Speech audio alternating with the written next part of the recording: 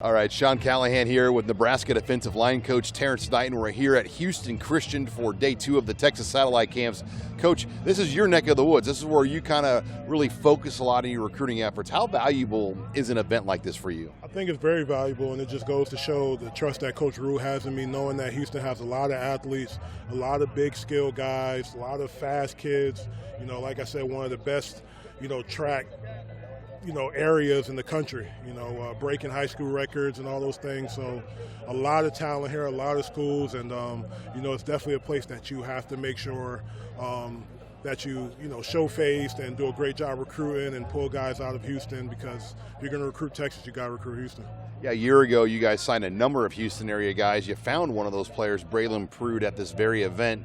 I mean, I'm sure you're looking around right now, these kids, like, we're going to probably find a few Braylon Prudes here again today. For sure, and that's, Coach Rule was here last year, and he's seen a 6'4", 200-pound kid run a 4.3, and as coaches, if we can't coach that, then we shouldn't be in the profession. So, you find a lot of kids like that in this area that just go unrecruited because there's so much talent.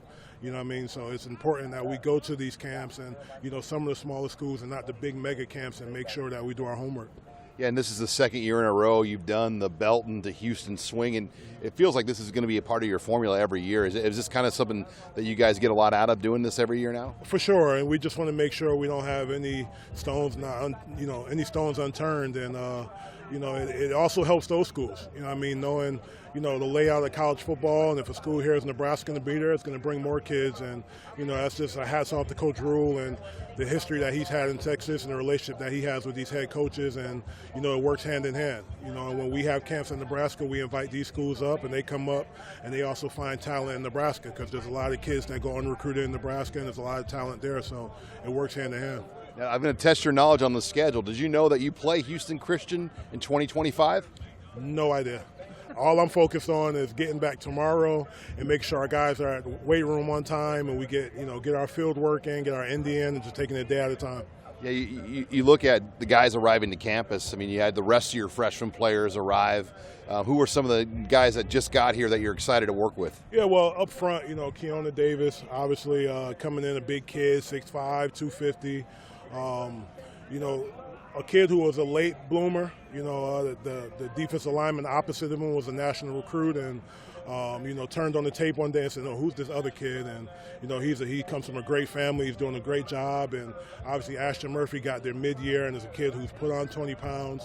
Can finally focus on just playing D-line, and had a 4.0 this last semester, so I'm excited about those two young guys for sure. The versatility of the scheme is interesting, because you got a lot of guys that can be true D linemen, but some of your guys are edge guys. I mean, how do you recruit to that, just finding the guys that can play the different spots? Well, if a kid is big, fast, and strong, you find a place to put them, right? And the guys that go out there and actually play are the guys who make those strides in the playbook and do the things they have to do in the weight room and prepare themselves to play. And as coaches, it's our job to find ways to get guys in the field. And for me, it's a challenge, because I got 10, 15 guys in my room, and all of them are trying to compete to start, which raises the standard in our room. And it's you just find ways to get them out in the field, and just guy like James Williams, who walked off the bus and had to be ready to play. We had to find a way to get him on the field. So it'll be the same way this year, but the competition is building, the camaraderie is building in the room, and like I said to the media before, and I told those guys, I need 9, 10 guys to have the ability to start.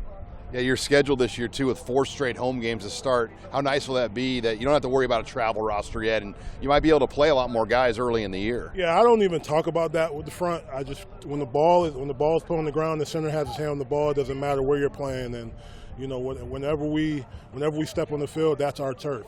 So whether we're in Nebraska, whether we're at Iowa, no matter where we are, when we step on the field, it's our turf. So I expect us to dominate no matter where we are. It was your first year in the Big Ten. What was your biggest takeaway of just life in the Big Ten as a D lineman? I think the things that I expected, how good the offensive lines are, how efficient the quarterbacks are, I think it kind of, it exceeded my expectations. So, this year for sure, just putting more onus on, being more, individual based when going against other teams, and scouting other offensive lines, just putting more attention on that and becoming expert in that area.